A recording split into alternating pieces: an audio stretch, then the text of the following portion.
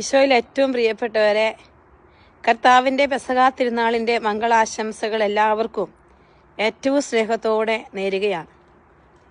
കർത്താവിൻ്റെ സ്വന്തമായ ദൈവജനം സഭയോട് ചേർന്ന്, സഭയുടെ അൾത്താരിയോട് ചേർന്ന് അവൻ്റെ പെസഹാ തിരുനാൾ ആഘോഷിക്കുമ്പോൾ വിശുദ്ധ യോഹന്നാന്റെ സുവിശേഷം 6-ാം അധ്യായത്തിൽ 34-ാമത്തെ വചനത്തിൽ ഇപ്രകാരം വായിക്കുന്നുണ്ട്: അവർ അവനോട് അപേക്ഷിച്ചു, കർത്താവെ, ഈ അപ്പം ഞങ്ങൾക്ക് എപ്പോഴും നൽകണമേ. പ്രിയപ്പെട്ട മക്കളെ, അപ്പോൾ കർത്താവ് തിരുവചനത്തിലൂടെ പറഞ്ഞു വെക്കുകയാണ്, ഞാനാണ് സ്വർഗത്തിൽ നിറങ്ങിയ ജീവനുള്ള അപ്പം.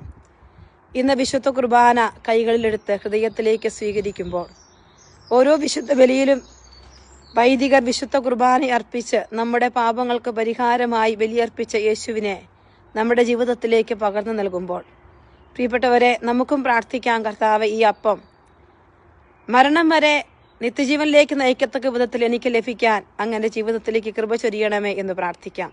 ഈശോയാകുന്ന കുർബാന അപ്പം സ്വീകരിച്ച് ഈശോയോടൊപ്പം കുർബാനയായി തീരാനുള്ള വലിയ കൃപ നമുക്ക് കർത്താവ് നൽകട്ടെ. നമ്മുടെ ജീവിതത്തിലൂടെ അനേകർക്ക് ജീവൻ കൊടുക്കുന്ന കൃപയുടെ നിഴലായി നമ്മൾ മാറട്ടെ. ഇന്ന് രാത്രി UK സമയം 11 മണി മുതൽ കർത്താവിൻ്റെ സന്നിധിയിൽ ഇരിക്കുവാൻ ഒരു ഹോളി അവറിന് വേണ്ടി എല്ലാവരെയും ക്ഷണിക്കുകയാണ്. സൂം ലിങ്ക് ഞാൻ ഈ വീഡിയോയുടെ അടിയിലിട്ടേക്കാം. ഒരുമിച്ച് യേശുവിൻ്റെ സന്നിധിയിലായിരിക്കാം.